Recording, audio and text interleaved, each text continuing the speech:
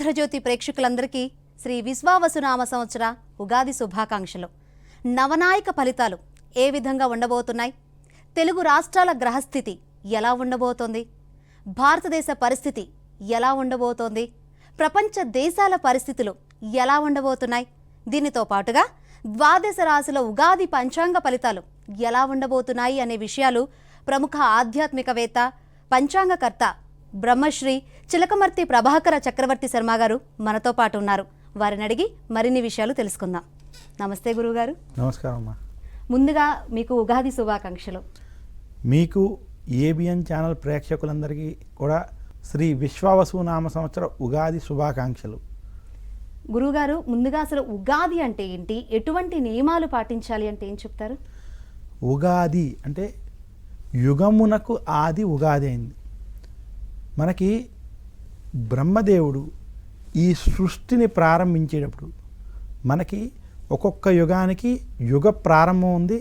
ఆ యుగానికి సంబంధించినటువంటి ఆ ప్రారంభానికి సంబంధించినటువంటి ఆ రోజు కూడా ప్రతి యుగానికి సంబంధించింది చెప్పబడింది. ఉదాహరణకి మనకి ఈ చైత్రమాస శుక్లపక్ష పాడ్యం ఏదైతే ఉన్నదో ఈరోజే బ్రహ్మదేవుడు ఉగాది అంటే యుగాన్ని ఈరోజు ప్రారంభించాడని, అందుకనే ఇది యుగాది అయింది, వాడుకంలో ఉగాదిగా ఏర్పడింది. అసలు ఉగాది రోజు ప్రతి ఒక్కళ్ళు ఆచరించవలసిన విషయాలు చాలా ముఖ్యమైన ఉంటాయి. ఉగాది రోజు ప్రతి ఒక్కళ్ళు ఖచ్చితంగా తల స్నానం చేయాలి. ముఖ్యంగా కుదిరినట్లయితే తైలాభ్యంగనం అంటే నువ్వుల నూనెతో తల దగ్గర నుంచి నువ్వుల నూనె అంతా రాసుకుని నువ్వుల నూనెతో తైలాభ్యంగన స్నానాన్ని ఆచరించాలి. తర్వాత ఈరోజు కొత్త బట్టలే కట్టుకోవాలి. నూతన వస్త్రాలని భగవంతుడి దగ్గర పెట్టి పసుపు కుంకుమ పెట్టి కొత్త వస్త్రాలు ధరించాలి. ఇలా కొత్త బట్టలు ఈరోజు కట్టుకోవడం వల్ల సంవత్సరం మొత్తం కూడా అంతా కొత్తగా చక్కగా ఉంటుందని కూడా పెద్దలు తెలియజేశారు. ఇంకా ఉగాది రోజు మనం ఇంటి ఇలవేల్పుని పూజించాలి. ప్రతి ఒక్కరికి ఎవరికైనా వెంకటేశ్వర స్వామి ఇలవేల్పై ఉండొచ్చు, ఎవరికైనా అమ్మవారు కనకదుర్గమ్మవారు ఇలవేల్పై ఉండొచ్చు, ఎవరికైనా యాదాద్రి లక్ష్మీ నరసింహస్వామి ఇలవేల్పై ఉండొచ్చు.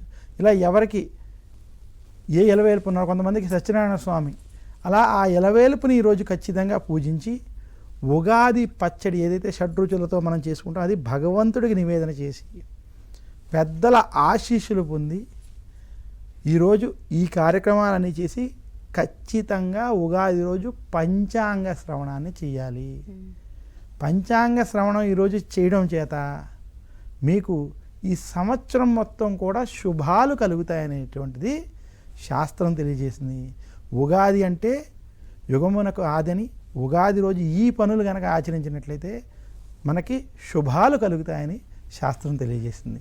శ్రీ విశ్వావసునామ సంవత్సరం ఏ విధంగా ఉంటుంది, దాని పరమార్థం ఏంటి అంటే ఏం చెప్తారు గురువుగారు?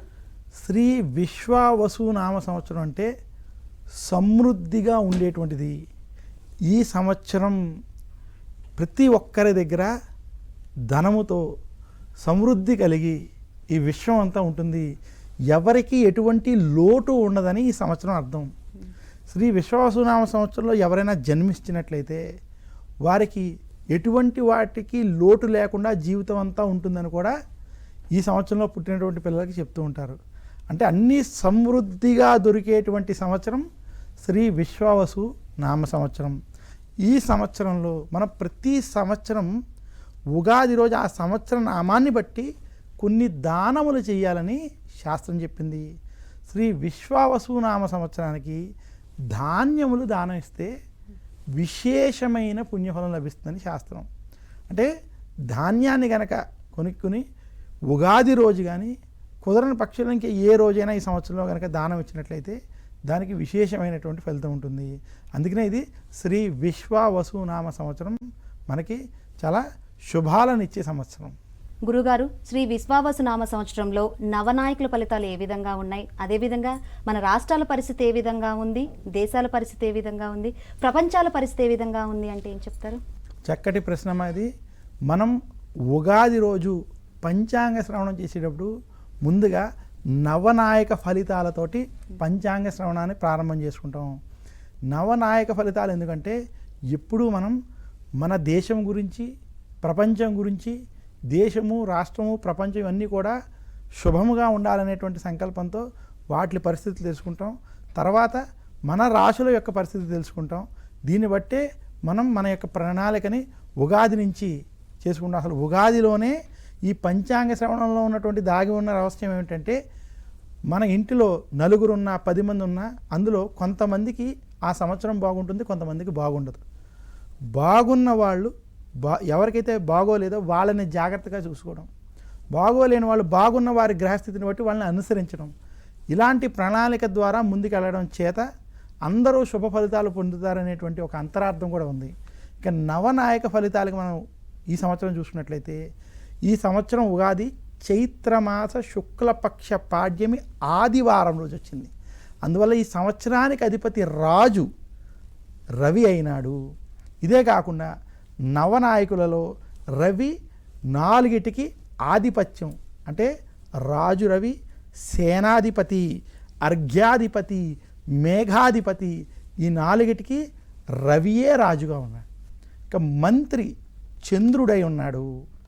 ఇదే కాకుండా ధాన్యాధిపతి కుజుడై ఉన్నాడు, నీరసాధిపతి బుధుడై ఉన్నాడు, సస్యాధిపతి గురుడై ఉన్నాడు, రసాధిపతి శని అయి ఉన్నాడు. మనకున్నటువంటి నవనాయకులలో 9 మంది నాయకులలో 6 పాపులుగాను మిగతా 3 శుభులుగాను ఉన్నాయి. అంటే పాపాధిపత్యం ఈ సంవత్సరం కొంచెం ఎక్కువగా ఉంది. రాజు రవి అవడం చేత ఈ సంవత్సరం ఎవరైతే పాలకులు ఉన్నారో వారు కఠినమైన నిర్ణయాలు తీసుకునేటువంటి పరిస్థితి ఉంది. తెలుగు రాష్ట్రాల్లో కావచ్చు, దేశంలో కావచ్చు, ఎవరైతే రాజు పరిపాలిస్తున్నారో వారికి లేనిపోని ఇబ్బందులు కలగడం ఈ సంవత్సరంలో మనం చూడాలి. అనుకోని ఇబ్బందులు, ఎక్కడ లేని ఇబ్బందులు, ఆకస్మిక ఇబ్బందులు మాత్రం పరిపాలించే వాళ్ళకి ఉండబోతున్నాయి. ఇంకా రాజు రవి మంత్రి చంద్రుడు అవడం చేత ఈ సంవత్సరం ప్రపంచవ్యాప్తంగా యుద్ధాలు ఏవైతే ఆపుదామని ప్రయత్నాలు జరుగుతున్నాయో అవి ఆగవు సరికదా, యుద్ధాలు పెరిగేటువంటి స్థితి స్పష్టంగా కనపడుతుంది ఈ సంవత్సరం. మనకి క్రోధినామ సంవత్సరంలో అయినప్పటికీ ఇది విశ్వావసు మనకి సమృద్ధిగా ఉండే సంవత్సరం అయినా వచ్చే సంవత్సరం పరాభవ నామ సంవత్సరాన్ని కూడా దృష్టిలో పెట్టుకుని కూడా మనం చూసినట్లయితే ఈ సంవత్సరం మనకి చిలకమర్తి పంచాంగరీత్యా దృక్ సిద్ధాంత పంచాంగ గణితం ఆధారంగా ఈ నవనాయక ఫలితాల ఆధారంగా నేను చెప్పగలిగేది ఒకటే, మనకి యుద్ధ వాతావరణాలు, యుద్ధ భయాలు ఈ సంవత్సరం పెరగబోతున్నాయి. ముఖ్యంగా పశ్చిమ దేశాల్లో వాతావరణం చాలా దారుణంగా ఉండబోతోంది. ఆకలి బాధలు వంటివి పశ్చిమ దేశాల్లో ఇబ్బంది పెరుగుతాయి. పశ్చిమ దేశాల్లో ఉద్యోగం వంటివి చేసేవారు కొంత సమస్యలకి ఇదవుతారు. అయితే భారతదేశానికి, తెలుగు రాష్ట్రాలకి ఈ సంవత్సరం బాగుండబోతోంది, అభివృద్ధిలోకి వెళ్తారు. మనకి ఈ సంవత్సరం మంత్రి చంద్రుడు అవడం చేత కొంచెం ఈశాన్య ప్రాంతాలలో, అలాగే ఉత్తరాఖండ్, హిమాచల్ వంటి ప్రాంతాలలో, తమిళనాడు వంటి ప్రాంతాల్లో కొంచెం ఈ సంవత్సరం వరదలు ఇబ్బందులు కలుగుతాయి. వాతావరణానికి విషయానికి వచ్చేటప్పటికి ఈ సంవత్సరం ఎండాకాలంలో కొంత అకాల వర్షాలు, వర్షాకాలంలో విపరీతమైన వేడి ఉండేటువంటి స్థితి కనపడుతుంది. ఇదే కాకుండా ఈ సంవత్సరం ఉష్ణోగ్రతలు చాలా విపరీతంగా పెరగబోతున్నాయి. మనకు ఉన్నటువంటి నవనాయకుల ఫలితాలను మనం ఒక్కొక్కదాన్ని విడిగా చూసుకున్నట్లయితే ఇటువంటి పరిస్థితి కనపడుతుంది. ఇంకా ధాన్యాధిపతి కుజుడు అవడం, సస్యాధిపతి గురుడు అవడం చేత ఈ సంవత్సరం మిల్లెట్స్ వంటివి, తృణధాన్యాల వంటికి వాటికి మంచి గిరాకీ ఉండబోతోంది. కందులు వంటివి బాగా ఇదవుతాయి. అలాగే ఎర్రటి భూములు బాగా మనకి పండడం వంటివి ఈ సంవత్సరం చూడొచ్చు.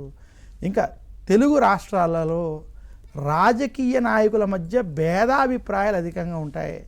తర్వాత అనేక మంది ఎవరైతే ప్రముఖులు ఉన్నారో కొంతమంది, చాలామంది జైళ్ళ పాలు కూడా అయ్యేటువంటి స్థితి ఈ సంవత్సరం కనపడుతుంది. ఎందుకంటే రాజు ఇక్కడ రవిగా ఉండడం, అదే రాజు సేనాధిపతి కూడా రవి అయి ఉండడం చేత చాలామంది, ముఖ్యంగా ఎవరైతే ఉన్నత స్థానాల్లో ఉన్నారో, ప్రజల్లో గుర్తింపు పొందున్నారో అటువంటి వారు జైళ్ళ పాలయ్యేటువంటి స్థితి ఈ సంవత్సరం స్పష్టంగా కనపడుతుంది తెలుగు రాష్ట్రాల్లో. అలాగే ఏవైతే కేంద్ర ప్రభుత్వం, రాష్ట్ర ప్రభుత్వాలు ఉన్నాయో వాటి మధ్య కూడా కొంచెం సఖ్యత లోపించేటువంటి స్థితి ఈ సంవత్సరం స్పష్టంగా కనపడుతుంది. నవనాయక ఫలితాలు మనం కనుక గమనించుకున్నట్లయితే పశ్చిమ దేశాల్లో యుద్ధ వాతావరణం పెరిగేటువంటి స్థితి, కొంచెం ఉద్యోగస్తులకి వాళ్ళకి కూడా ఇబ్బంది పశ్చిమ దేశాల్లో కలిగేటువంటి స్థితి ఉన్నది. భారతదేశం తెలుగు రాష్ట్రాలు మాత్రం అభివృద్ధి మాత్రం కనపడుతుంది. నెక్స్ట్ ఈ సంవత్సరానికి వచ్చేటప్పటికి బంగారం ధరలు విపరీతంగా పెరగబోతున్నాయి. ఈ సంవత్సరం మనకి బంగారం వెండి వంటివి ధరలు పెరగడం, అలాగే ఎవరైతే షేర్ మార్కెట్లు స్టాక్ మార్కెట్లు వంటివి చూస్తున్నారో వాళ్ళకి కొంత నష్టాలు కలిగేటువంటి ఉంది. ముఖ్యంగా ఇక్కడ బుధుడి యొక్క ప్రభావం ఉండడం, ఈ సంవత్సరం రాహు ప్రభావం కూడా అధికంగా ఉండడం చేత ఎవరైతే ధనవంతులు ఉన్నారో వ్యాపారస్తుల్లో వారు అధిక ధనవంతులు అవుతారు. మామూలుగా వ్యాపారం చేసుకునేవారు ధనపరంగా నష్టాన్ని చూస్తారని మాత్రం తెలియజేస్తున్నాను. మొత్తానికి శ్రీ విశ్వావసునామ సంవత్సరం నవనాయక ఫలితాలు కొంత ఇబ్బంది పెట్టేటువంటి మధ్యస్థ ఫలితాలుగా ఉన్నాయి. ఎందుకంటే ఇందులో పాపగ్రహాల పరిస్థితి ఎక్కువ ఉండడం, శుభగ్రహాల వీక్షణ తక్కువ ఉండడం చేత ఈ రకమైనటువంటి పరిస్థితి ఉన్నది. అలాగే ప్రజలు ఆరోగ్య విషయాల్లో కొత్త కొత్త రోగాలతో కొంత ఇబ్బంది పడేటువంటి స్థితి ఈ సంవత్సరంలో ఆఖరి 6 నెలల్లో ఉంది. కాబట్టి ఆరోగ్య విషయాల్లో ఈ సంవత్సరంలో వర్షాకాలం అయిన తర్వాత నుంచి చూసుకోవాలి. నవంబర్, డిసెంబర్, జనవరి ప్రాంతాలలో మాత్రం వర్ష బీభత్సాలు ఈ సంవత్సరం కొంచెం ఎక్కువ ఉన్నాయని మాత్రం సూచిస్తున్నాను.